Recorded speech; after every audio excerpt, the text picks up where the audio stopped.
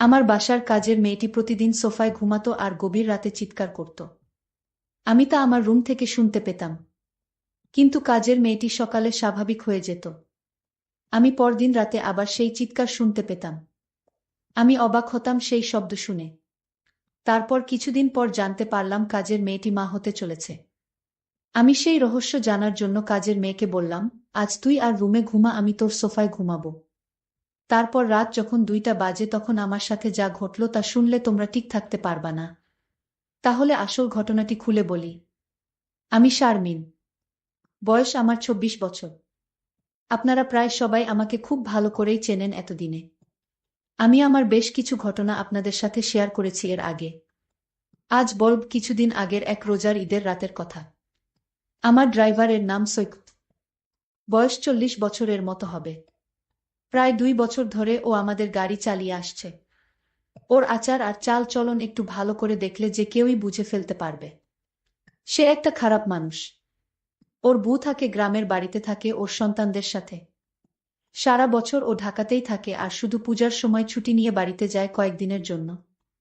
সৈকত যে একটা চরিত্রহীন তা আমিও আসার পর প্রথম দিন গাড়িতে চড়েই টের পেয়ে গিয়েছিলাম। গাড়ি চালানোর থেকে এক অদ্ভুত ভাবে তাকিয়ে থাকত। আর খাবার জন্য ঘরে এলেই আমাদের কাজের মেয়ে সাইমার দিকে তাকিয়ে থাকাত। এমনকি আমার দিকেও তাকিয়ে থাকে সুযোগ পেলেই।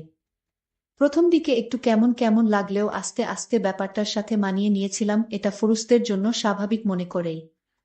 এভাবে প্রায় বছর খানিক চলে গেল। থাকার জায়গা না থাকায় ও আমাদের গ্যারেজের সাথে থাকা ছোট একটা রুমে থাকত। এতে কাজেরও সুবিধা হতো। ওকে দিয়ে ঘরের অনেক ছোটখাট কাজ ও করিয়ে নেওয়া যেত। আমি আর সাইমা প্রায় প্রতি রাতেই একসাথে টিভি দেখতাম। যখন আমার স্বামী দেশের বাইরে থাকত, রাত একটু গভীর হয়ে গেলে আমি আমার খাটে এসে ঘুমিয়ে পড়তাম। আর সাইমা একা একা আরও কিছু সময় টিভি দেখে সোফাতেই ঘুমিয়ে পড়ত। ওর ঘরে যেত না। এভাবে একদিন রাতের বেলা আমি টিভি ছেড়ে উঠে এসে আমার খাটে ঘুমিয়েছিলাম আর সাইমা সোফাতে ঘুমিয়েছিল। রাত প্রায় 2টার দিকে কি যেন একটা শব্দে আমার ঘুম ভেঙে গেল। ঘুম ভাঙার পর আমি আর শব্দটা পেলাম না। আমি আবার ঘুমিয়ে পড়তে যাব এমন সময় মনে হল ফ্রিজ থেকে একটু ঠান্ডা পানি খেয়ে নিই। খাওয়ার জন্য আমি খাট ছেড়ে ডাইনিং রুমের দিকে গেলাম। যাবার সময় ড্রয়িং রুমের মধ্যে টিভি এর হালকা আলোতে নড়াচড়া দেখতে পেলাম। আমি কোনো আওয়াজ না করে দাঁড়িয়ে গেলাম কি হচ্ছে তা দেখার জন্য। যা দেখলাম তাতে আমার মুখ যেন হা হয়ে মাটিতে পড়ে যাবার দশা হল। আমি এই দৃশ্য দেখে পুরো হতভম্ব হয়ে গেলাম। আমার মাথা যেন কাজই করছিল না। আমি প্রায় 10 মিনিট মতো মনে হয় দাঁড়িয়ে দাঁড়িয়ে সাইমার এক অদ্ভুত দৃশ্য দেখছিলাম। সৈকত আর সাইমার দৃশ্যটা দেখে আমি আর নিজেকে ধরে রাখতে পারছিলাম না। তাই কোনো কিছু করে বসার আগে আমি তাড়াতাড়ি ওখান থেকে সরে এলাম। আর পানি খেয়ে কোনো শব্দ না করে আমার খাটে ফিরে আমি যা দেখেছিলাম, সাইমা এমন করতে পারে আমার কল্পনার বাহিরে। আমি এসব কি দেখছি? সাইমা তাহলে সৈকতের সাথে কি প্রতিরাতে? না, এটা কিছুতেই আমি মেনে নিতে পারছি না। কি হচ্ছে আমার ঘরে এসব? আমি জানতাম কাজের মেয়েটি অনেক ভালো ছিল। আজ তার দৃশ্য দেখে আমি নিজের চোখকে বিশ্বাস করতে পারছি না। আমি কাজের মেয়েটাকে জিজ্ঞেস করলাম, কতদিন ধরে চলেছে? মাথা নিচু করে চুপ করে দাঁড়িয়ে রইল। আমি ওকে অভয় দিয়ে বললাম, ভয় পাস না, আমি তোকে কিছু বলছি না। কিন্তু ও যদি তোরে কিছু বলে তাহলে আমি ওকে পুলিশে দেবগু।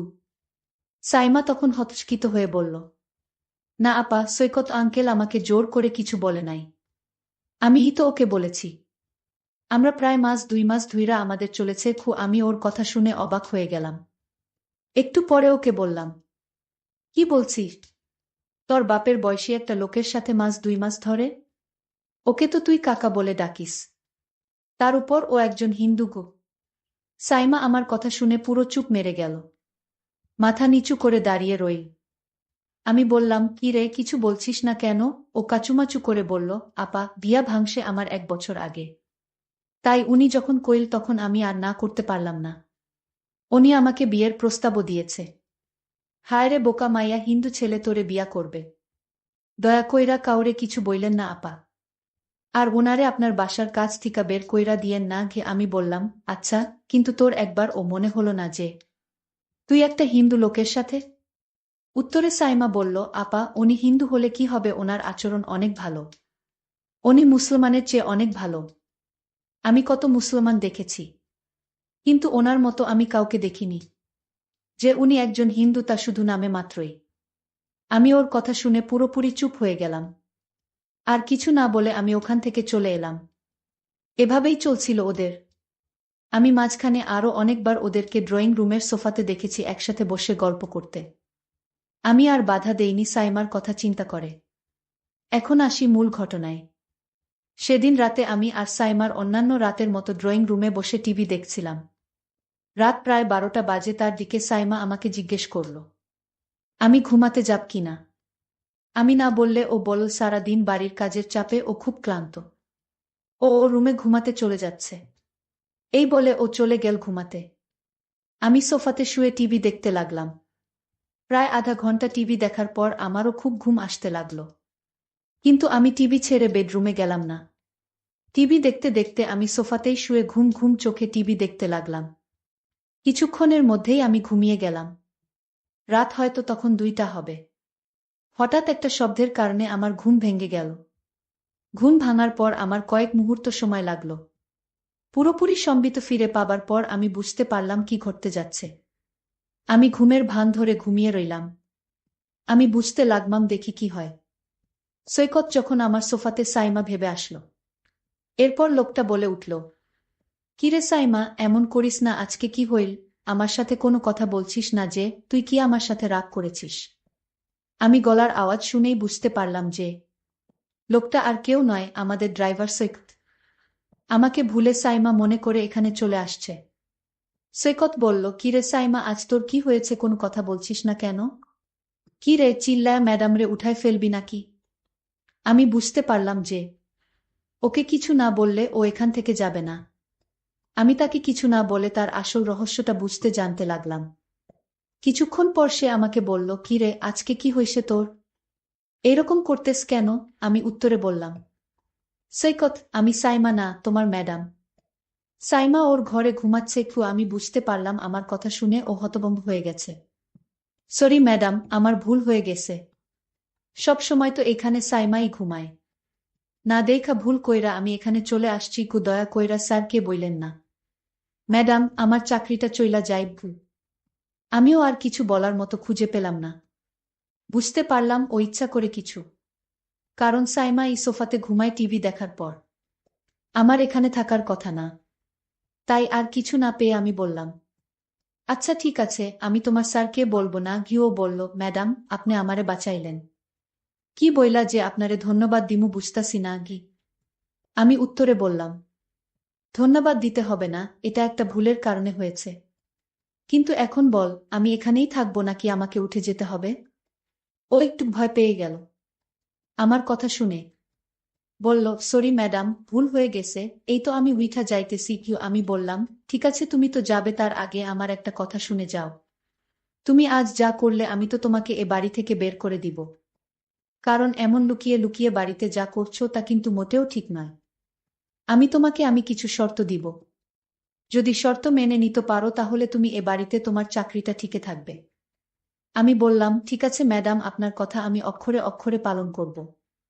আপনি যা আদেশ করবেন আমি তা করব। তাও ম্যাডাম, আমার চাকরিটা দরকার। ম্যাডাম বলল, তাহলে চলো এখান থেকে তোমার রুমে যাই। তারপর আমি বলছি আমার শর্তগুলা। চলো তোমার রুমেই যাওয়া যাক। আমরা আস্তে আস্তে গ্যারেজের দিকে এগুতে লাগলাম। কিছুক্ষণ পর আমি আর সৈকত গ্যারেজের পাশে ওর রুমে পৌঁছে গেলাম। আমি আগে কখনো ওর রুমে ঢুকিনি। রুমটা খুব একটা বড় নয়। এক কোণায় একটা সিঙ্গেল খাট রুমের বেশিরভাগ জায়গা দখল করে রেখেছে। ছোট একটা টেবিলের উপরে ছোট একটা টিভি আর কয়েকটা মূর্তি। খাটের নিচে একটা ট্রাঙ্ক। হাঁটাচলা করার জন্য খুব সামান্য জায়গা আছে রুমটাতে। বসার জন্য একটা চেয়ারও নেই। আমি ওর ঘরে ঢোকার সাথে সাথে একটা দুর্গন্ধ পেলাম। আমার দম বন্ধ হয়ে আসতে লাগলো। বেশ কষ্ট করে শ্বাস নিতে হচ্ছিল। আমার অবস্থা দেখে ও বলল, এই তো ম্যাডাম, 2 মিনিটের মধ্যে ঠিক হয়ে যাবে। আমি ফ্যান ছাইরা দিতেছি। এই বলে ও ফ্যান ছাড়ল। মিনিট দুয়েক পরে আমি মোটামুটি ঠিক হয়ে গেলাম। সবকিছু স্বাভাবিক হবার পর আমি বললাম, আচ্ছা, তাহলে আর দেরি না করে আপনার শর্তগুলো শুনে নেওয়া যাক। বলেন ম্যাডাম, বলেন আমার কি করতে হবে? নয়তো আমার যেতে অনেক দেরি হয়ে যাবে। আমি এর কথা শুনে হেসে বললাম, আমি আজ তোমাকে যা বলবো তোমার কিন্তু তাই করতে হবে। আমি বললা, ঠিক আছে ম্যাডাম, আপনি বলুন। আমি তখন সৈকতকে বললাম, তুমি সাইমার সাথে যা করেছিলে, আমিও তা করতে চাই। ম্যাডামের এমন কথা শুনে আমার গলা শুকিয়ে গেল। আমি ম্যাডামকে বললাম, আমি এক গ্লাস ঠান্ডা পানি খেয়ে তারপর বলছি। সৈকত তখন এক গ্লাস ঠান্ডা পানি খেয়ে বলল, ম্যাডাম আপনি যা বলেছেন তা কোনোদিন সম্ভব না, কারণ আপনি একজন বড় লোকের মেয়ে ম্যাডাম। আর আমি আপনার গাড়ির ড্রাইভার, আপনি একবার ভেবে দেখেছেন? আমি বললাম, সৈকত তুমি যদি আমার কথা রাখো তাহলে আমি তোমাকে একটা পুরস্কার দিব। আর সেই পুরস্কার পেলে তুমি অনেক খুশি হবে আমি আশা করছি। ম্যাডাম আপনার কথা কি আমি না রেখে পারব? আপনি যা বলবেন তাই হবে। ম্যাডাম তখন বলল, তাহলে দেরি করছো কেন? যাও, আমি এখন যা বলবো তাই করো। তুমি প্রথমে ঘরের জানালাটা বন্ধ করে দিয়ে আসো। আমি ম্যাডামের কথা শুনে অবাক হয়ে গেলাম। আমি ম্যাডামকে বললাম, ম্যাডাম ঘরের জানালা খোলা রেখে কি বলা যায় না? ম্যাডাম তখন রাগ দেখিয়ে বলল, আমি যা বলছি তাই করো, অতিরিক্ত কথা বলবে না। আমি বাধ্য হয়ে ম্যাডামের কথায় ঘরের জানালা বন্ধ করলাম। এবার ম্যাডামকে বললাম, এখন কি করতে হবে? ম্যাডাম বলল, যাও এবার দরজাটা বন্ধ করা। আমি ম্যাডামকে বললাম, ম্যাডাম কি বলছেন? আমি বললাম, একদম চুপ, তুমি আমায় কথা দিয়েছ আমি যা বলি তা তুমি পালন করবে। তাহলে তুমি এখন এরকম আমতা আমতা করছো কেন? আমি ম্যাডামের কথা রাখতে গিয়ে ঘরের দরজাটা লক করে দিলাম। আমি বললাম, ম্যাডাম এখন কি করতে হবে আদেশ করুন ম্যাডাম। ম্যাডাম বলল, এবার ঘরের লাইটটা নিভিয়ে দাও। আমি তখন সত্যি ভয় পেয়ে গেলাম। ম্যাডামে কি পাগল হয়ে গেছে নাকি? আমি বললাম, ম্যাডাম আমি পারবো না।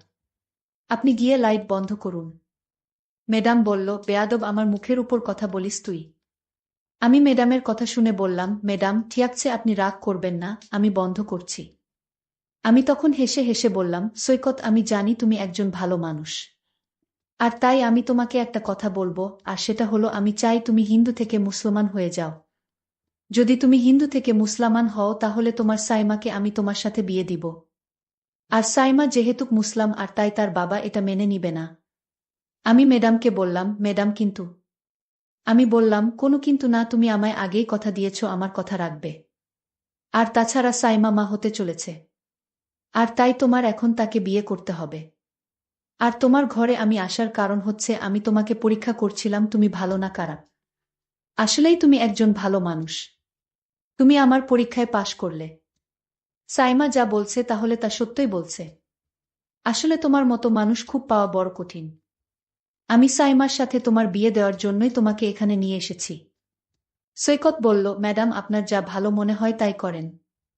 বন্ধুরা, আজকের গল্পটি তোমাদের কাছে কেমন লাগলো তা অবশ্যই কমেন্ট করে জানাতে ভুলবেন না। আর প্রতিদিন এরকম নতুন নতুন গল্প পেতে আমার চ্যানেলটিকে সাবস্ক্রাইব করে পাশে থাকবেন। ধন্যবাদ।